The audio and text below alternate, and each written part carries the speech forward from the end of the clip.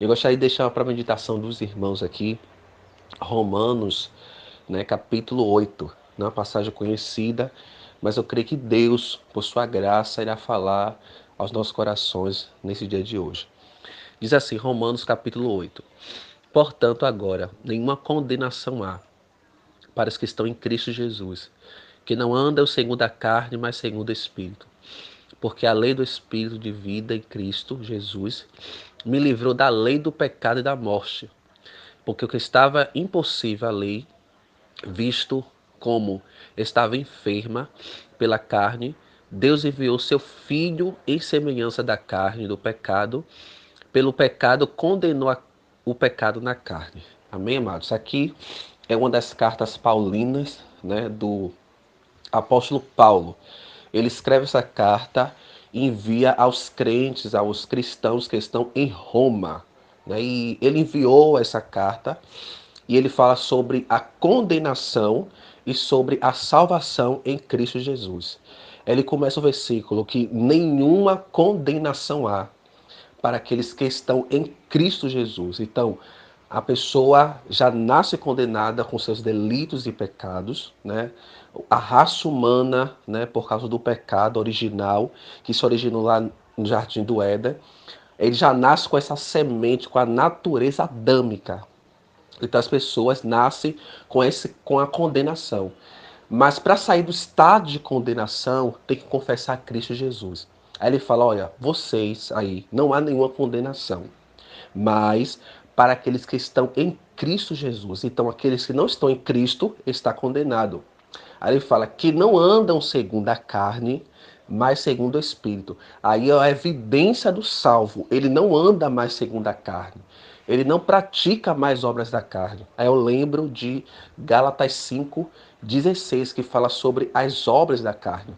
O cristão salvo em Cristo Jesus, ele não pratica mais as obras da carne, mas sim ele pratica as obras do Espírito, o Espírito de vida. E o versículo 12 ele fala, porque a lei do Espírito da vida em Cristo me livrou da lei do pecado e da morte. Romanos próprio fala, acho que é Romanos 6:23, que o salário do pecado é a morte. Mas o dom gratuito de Deus é a vida eterna em Cristo Jesus. Então, o que é que entende-se sobre isso?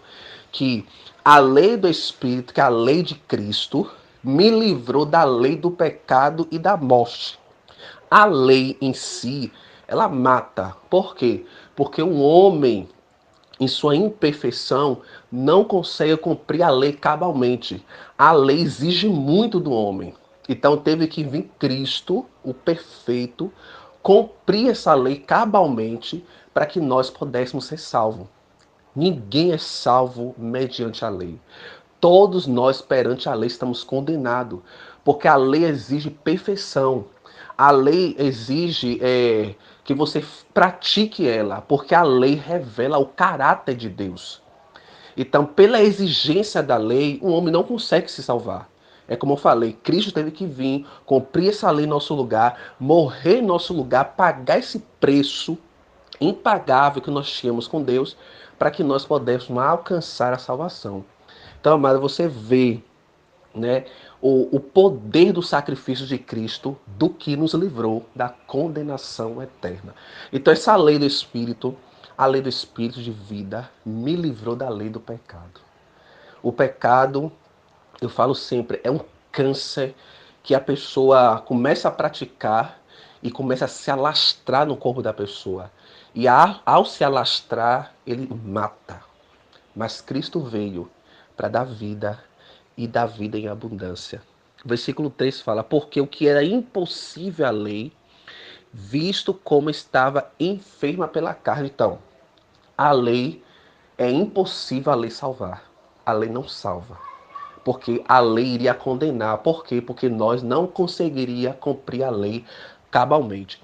Mas o que era impossível à lei, Deus enviando seu Filho em semelhança de carne do pecado, condenou o pecado na carne. Então, o que era impossível a lei? Salvar a humanidade. Aí teve que vir Cristo nesse corpo, nesse tabernáculo, nessa carne, e morrer, condenar o pecado na sua morte. Então Cristo teve que vir, tomar o nosso lugar naquela cruz, ser humilhado, chicoteado, receber a ira de Deus, tomar o cálice da ira de Deus, como ele falou em Getsêmani. Ele falou, se possível for, passa de mim este cálice, mas que não seja feita a minha vontade, mas a tua vontade. Então Cristo veio, recebeu a ira, tomou o cálice da ira de Deus em nosso lugar, para que hoje nós pudéssemos ter o direito legítimo da salvação. Não pelos nossos méritos, não pelas nossas obras, não porque nós fizemos alguma coisa boa um dia, mas pelo mérito do seu Filho Jesus Cristo. Para que nós, irmãos, pudéssemos sair desse estado de condenação, porque eu creio que tem muitos salvos aqui nesse grupo em Cristo Jesus e eu glorifico muito a Deus por isso. Nós temos que passar pelo processo da justificação. Não processo jurídico nós passamos e nós somos inocentados. A culpa que nos condenaria ao inferno passa para Cristo. E ele assume o nosso pecado, assume a nossa culpa, assume a nossa dívida e nos dá o direito à salvação. Tem uma passagem apocalíptica que eu gosto muito para me encerrar. Ele fala à igreja, eu acho que é de Pérgamo: ao que vencer, eu darei a pedra branca com o nome.